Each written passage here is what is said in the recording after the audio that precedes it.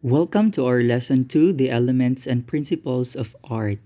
There are certain elements which can make an artwork an artistic piece.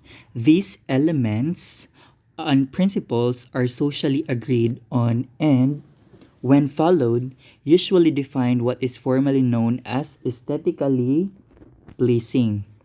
Knowing the elements of art is not only important to artists but also to the viewers of art, as this can enable a deeper understanding of the artwork.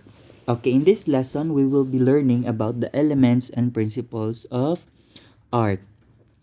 What are the elements of art? First is space. When we say space, it can vary depending on what art or discipline pertains to. In visual arts, this may pertain to emptiness, which may either be positive space or be a negative space. Okay. Positive space refers to the part which is enclosed in a shape. So this is the positive space, while the negative space refers to the opposite part which the shape is enclosing. Have you seen the difference? Okay, proceed. In other forms of art like literature and music, space may pertain to pauses and interval between lines or notes. For example, this is the note, kind of note, and this is the kind of note in music, ha. So, the interval here, this is what we call the spaces between the notes or lines. Okay, for example, this is the line, ito yung linya. Tapos, this part here, ito yung tawag natin na space. Okay. Next is line. In visual arts, a line is a series of paths. It may come into two characteristics. What are those two characteristics? The form and the direction. Okay, back here. In visual arts daw, a line is a series of points. Okay, here this is a point. So, a series of points, that is a lines. Magkasunod-sunod na points. Paano ba to? Basta ganyan. Okay. In form, it may be curved, dotted, or broken.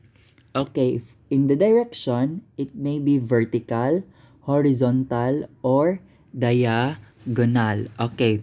When we say form, pwede siya curve, pwede siya dotted, or pwede rin siya broken. So, dili lang ang heart ang ma-broken, even a line. Okay, in direction, pwede siya vertical, ganito.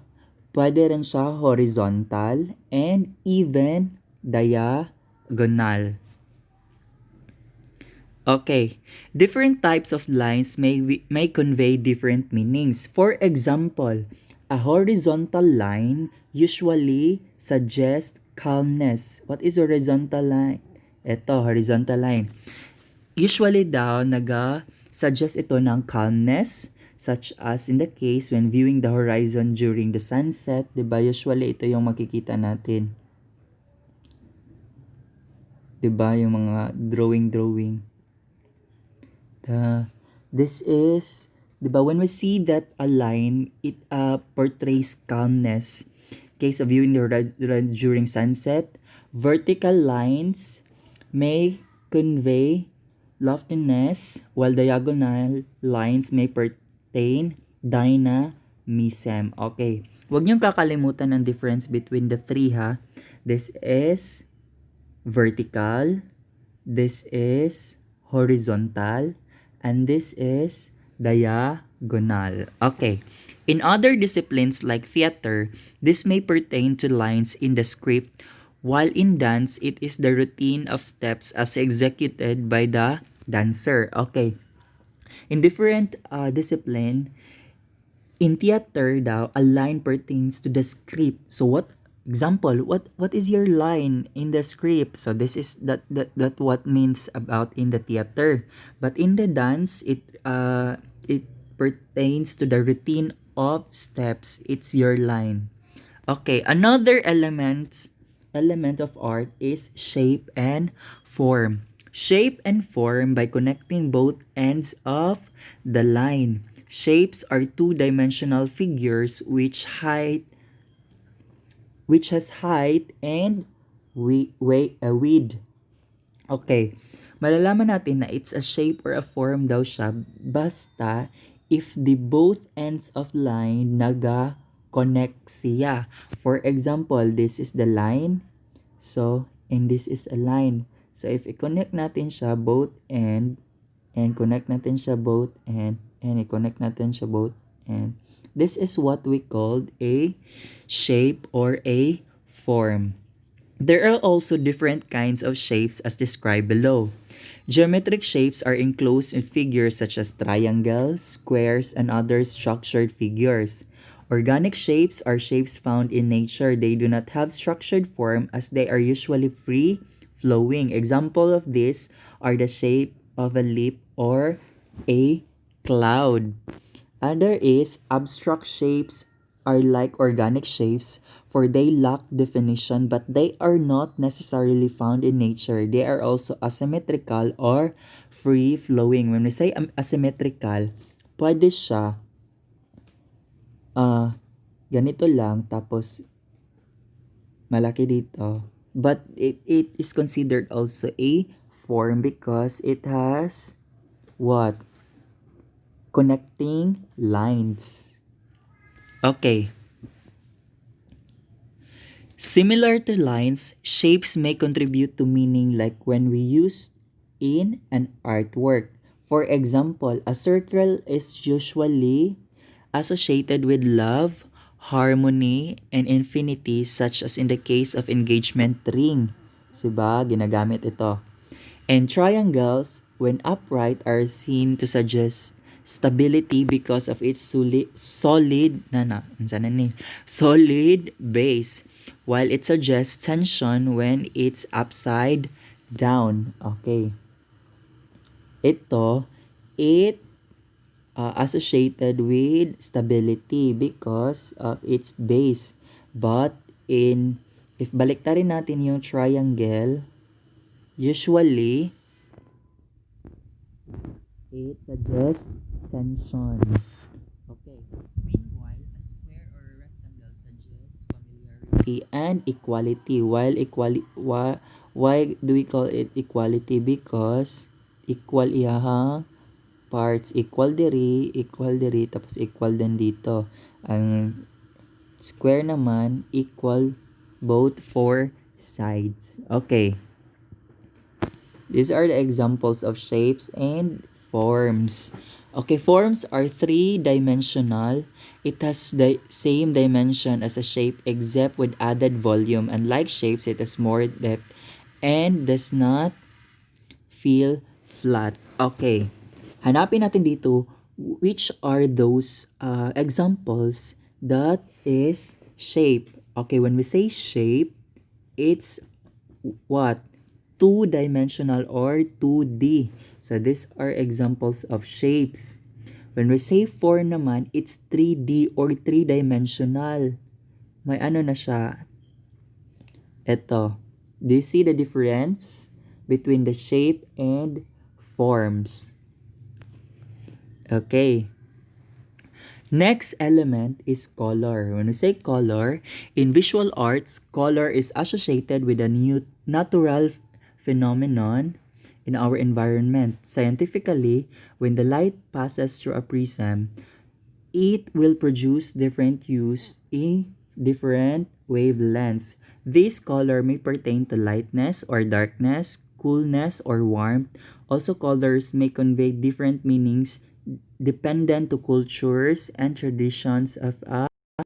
Okay, next element of art is value. When we say value, it is considered as a property of colors which pertains to lightness or the darkness. Here is the example of pertain. So this part is dark until it reaches the light part, but it has the same color only. What do we mean by value? It has a particular color, but it pertains to the lightness or darkness. Okay. Okay, next. In music, this may refer to pitch. It's the highness or lowness of the sound. Okay, the value in elements of art in music refers daw to the pitch. Katugub katalinison sa iyang tingog kung buo. Buo kayong tingog and talinis kaayo tingog. Okay, next, texture. When we say texture, it's the tactile or illusionary surface of the piece. Katong what we look on the art piece kung gaspang ba siya tan-awon or unsa ba, soft ba siya tingnan or what other specification that we can say that it's about texture. In music, texture is the mood or quality of the composition. Okay, what are those principles of design? The elements of art may be organized in a way that it can create a more compelling artwork. This organization of elements is called, when we say organization of elements, it is called principles of design. Understanding the elements and how they may go together will be a great help in improving not just your artistic skills but also your capacity to understand art. Okay. First is scale and proportion. When we say scale and proportion, it refers to the relationship of elements, specifically its relative size of parts for a whole. For example, in a particular artwork, there are elements can be found. Uh, example of those is line and texture. We can say that the scale and proportion, I mean proportionally arranged. When we say asymmetrical kasi, for example, sa isang artwork, there are two when we say windows, okay. So this is what we call scale and proportion balance. Gets?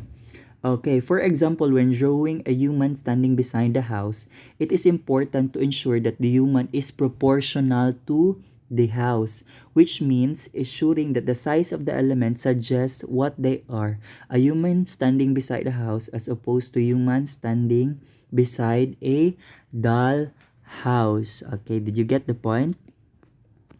Okay. Golden ratio is believed to be universal principle of a good structure and design. This is more abstract. Ratio. Okay, next is harmony. When we say harmony, you can say that the art of peace is in harmony with when the different parts produce an overall positive impact or effect. In visual arts, harmony is the unity.